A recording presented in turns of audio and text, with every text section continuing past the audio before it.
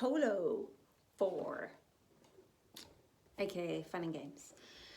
No, not really. This is in D minor. Make sure that you're watching that flat, because if you play this in a major key signature, it's going to sound really funny. Now, I'm sure you can see some highlighting on my music, because often I ask my students to consider what level they're playing at. It's going to be either 2, 4, or 6. And then to highlight that, make up a code for themselves, and to work through and highlight, because suddenly you'll realize there are a lot less string crossings in here than you think. Because the pitch in here is quite variable,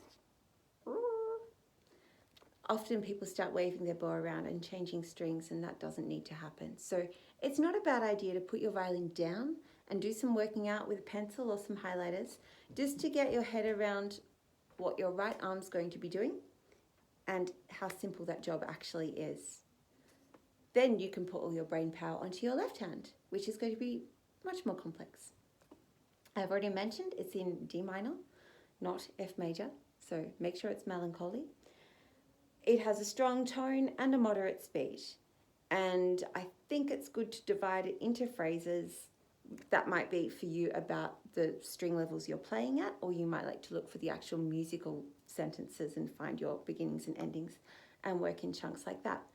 I do prefer to play this one from the beginning to the end, because I feel that it's a little easier to grasp the melodic sequence that way. It doesn't make much musical sense to me to play it backwards, so I recommend starting at the start. We are starting with an octave, and I don't think it's great to play this with slurs when you learn it the first time. I think it's much simpler to get your left hand sorted out. We already know that the right hand's very calm and is just floating back and forth on the same level for quite a lot of notes, and then changes and floats back and forth, and then changes and floats back and forth. But often getting smooth transitions in the left hand doesn't happen really easily, and it's easier to get a clean transition when your bow is also engineering a clean transition. So my recommendation is to start learning this with separate bows, and to add the slurs as your left hand becomes fluent. It's a piece that needs dynamic balance in your left hand. If you don't know what that is, it's that the center of balance is changing. So the back of your hand doesn't always sit at the same angle. It may cant further towards the fourth finger or open up as you're using the first and second finger. It needs a lot of support from your arm, because we don't want to strain any of the fingers. And often the temptation with chords like this is to kind of clench and to put more weight into the fingerboard than is necessary. That's just going to get you sore fingers, sore hand, sore arm, sore neck. See the pattern here? We don't need any of that. It's worth checking in with your posture, so pick your feet up and make sure that you've got your feet flat on the ground, that your spine is straight, and that your music stand is at the end of your scroll, not in front of your nostrils, because then you're going to play like this. And the minute you play like this, your arm can't rotate. It's stuck because there's a body in the way. So this is vital. If you don't have your best pre-twinkler posture on, your polo is going to die in a ditch. I will start with an up bow, and I'm just going to play the first 8 notes because they're all sitting on the same level.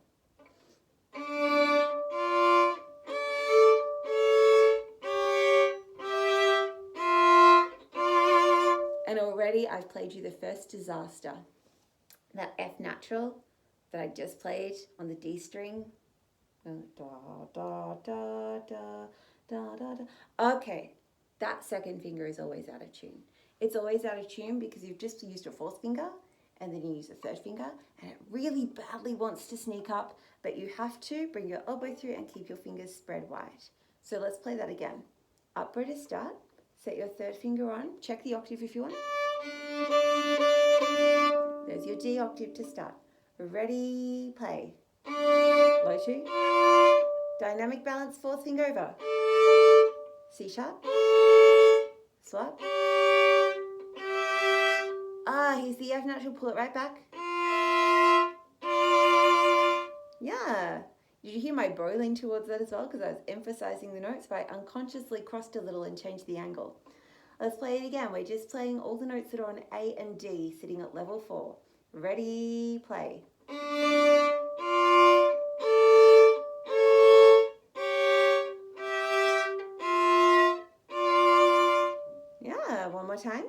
Ready? I'm turn a little bit so you can see that the back of my hand is indeed shifting to support my fingers.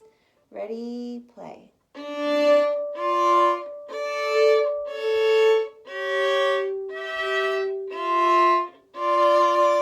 Now, there's a few things you can do here, like check which notes are meant to ring.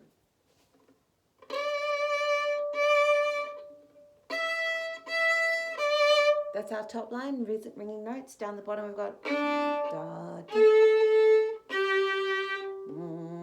Okay. Try putting them together again. If you don't know which notes are meant to ring, circle them, highlight them, do something. Help your brain out. Ready, play.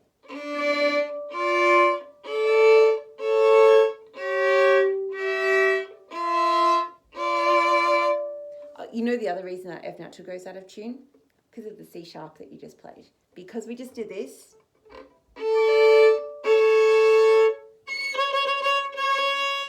Now when we pick it up to move it to the D string, make sure it moves back a semitone as well. Yeah? Let's play it all steadily and aim to get that second finger working really well. Ready, play.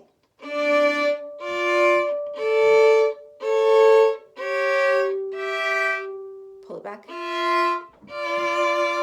Good, now here comes the F natural again, but now it's on the E string.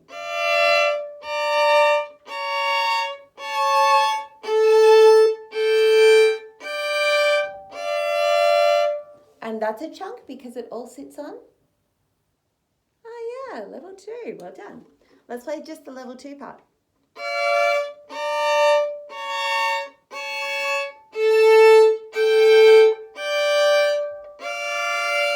And again, just the level 2 part, the bow's just soaring back and forth on E and A. Except of course not soaring, flowing, floating, all the things. Ready, and...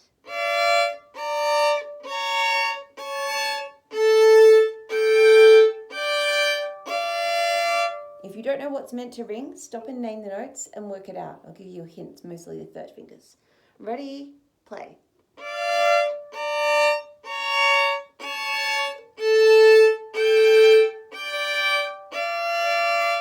Cool. Let's see if we can stick all that stuff together now. Start with your level A and D. I'm still going to keep it separate bows. Don't add the slurs yet. Just focus on the intonation. Ready, and...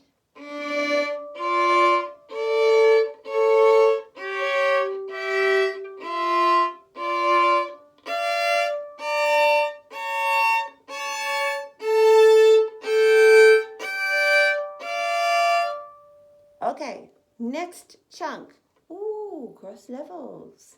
Make sure you pull the second finger back so we've got a solid tone between second and third, D and F natural, and elbows through because I can see a fourth finger coming up and I know I'm going to need that support.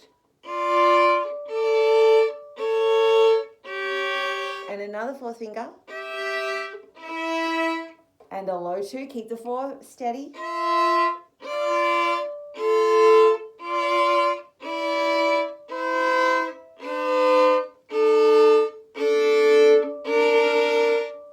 I'm stopping there because, oh yeah, that's all on the same level, and then there's another level crossing. Let's play the third chunk again, starting at the end of the first line on the D and F natural. And mark it in your music, break it up into its chunks so you can see where the bow is going to cross. It's the best infrastructure you can give yourself. F natural D, ready, play. Fourth finger through.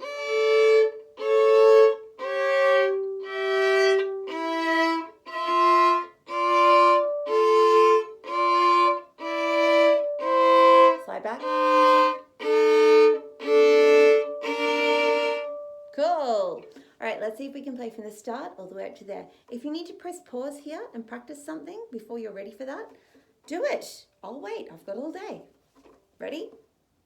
Upper, go.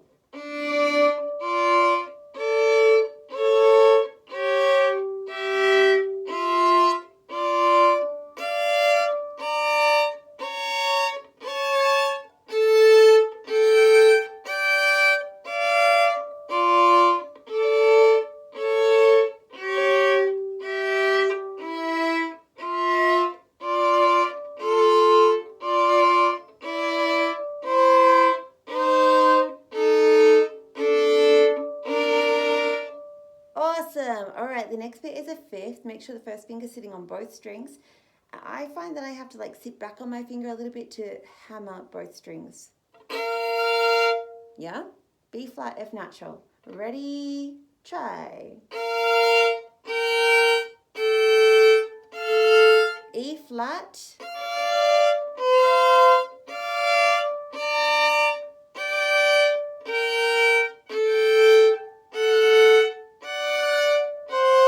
Another fifth. And that's where our chunk ends, right? Of course. Let's play that again. Starting from the fifth, B flat and F natural. It's good here to make sure you can tap your thumb freely and that you're actually putting the contact through your fingers into the fingerboard and not squeezing with the thumb. Tension back here in your thumb is just going to give you pain. I don't like pain. Ready, play. Bring the fourth finger through, see that my hand shift through.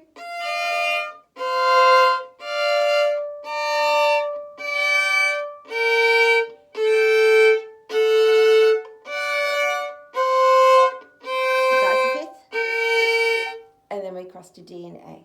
So let's play that chunk one more time. Of course, you can practice it as many times as you want. Ready? Fifth.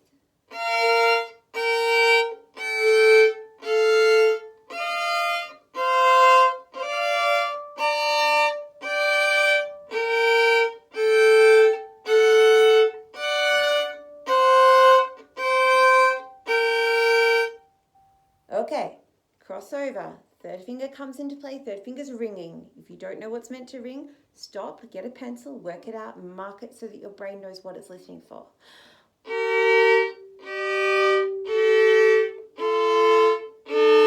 E flat. Ooh, cross.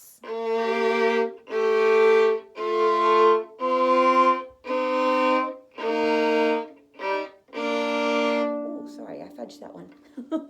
That's the end of the musical phrase. We don't change levels just yet, but that's where I like to finish that phrase because that's where the phrase finishes. Okay, let's play again from the... Okay, third line, second bar, third crotchet. This one. Ready, and...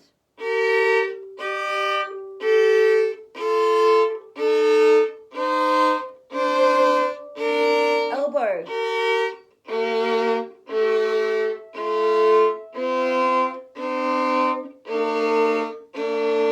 Make sure that's a B flat on the G string.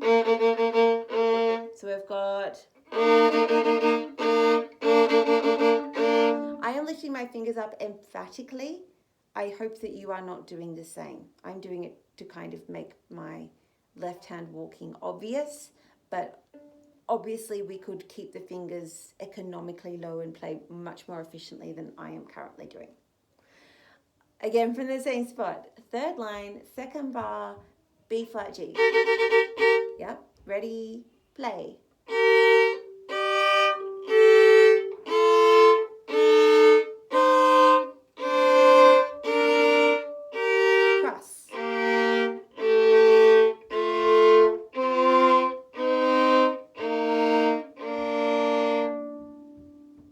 Let's continue on. Or go back and practice. Press pause, it's okay.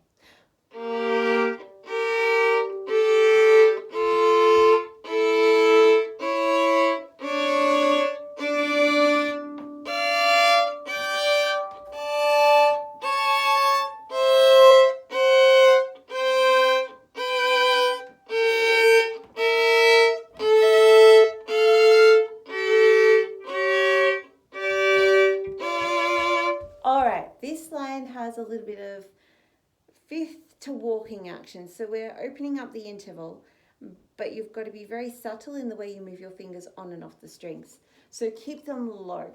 Let's try it from the end of the third line, the B flat G. Yeah, it's the second last note of the third line. Got it? Ready, play. Cross.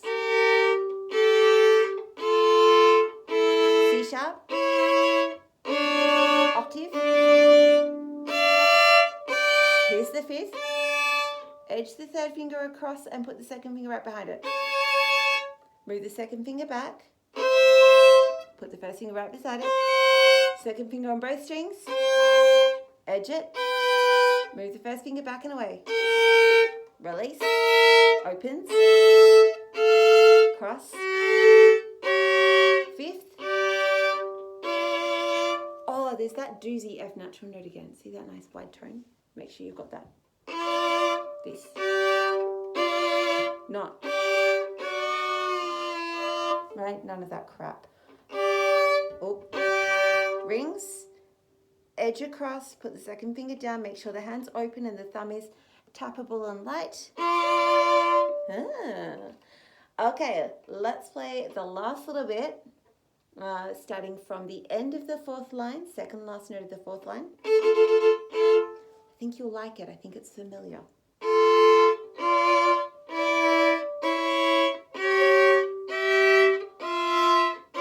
Octave. Oh, oh, oh.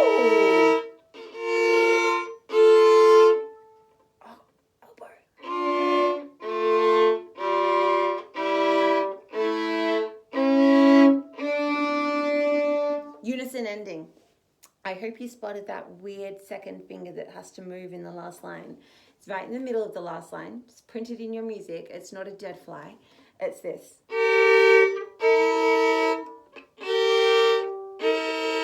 Okay. Because my first finger is already busy playing the B flat, obviously I need someone else to step in and play the E natural. It's going to be second finger. So. Then it's going to move up just a semitone to the F natural. And you're going to pivot on it because you need it to help your fourth finger all the way over to G now. Fifth. Unison. Make sure this is really well supported because the fourth finger's got to get over the D and leave it naked and bare. Otherwise you don't get ring. So my hand is very much rolled through because I have a really short pinky finger. If your pinky finger is longer, you may not need to roll through quite as much, but I advise moving with your arm and dropping the finger on. So the arm always gets the fingers to where they need to go and then they drop onto the string like rain falling down. They don't get there like halfway and then have to keep stretching. The arm takes them there and then they drop on. Okay, I'm going to play the whole thing. How exciting, so you can get it firmly in your head. I'm going to keep it separate bows, so it's very clean and very clear. And the goal is to work towards such smooth transitions in your left hand that you can just slur across because your fingers are moving crisply and quickly, and we never hear that in the slur. But right now, here's your demo in separate bows. 1, 2.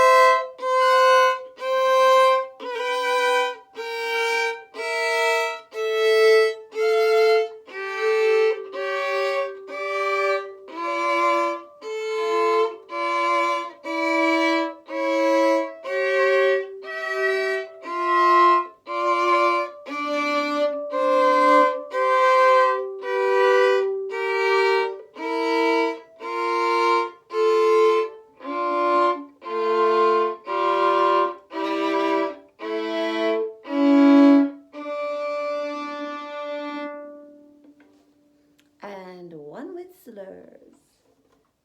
Ready, and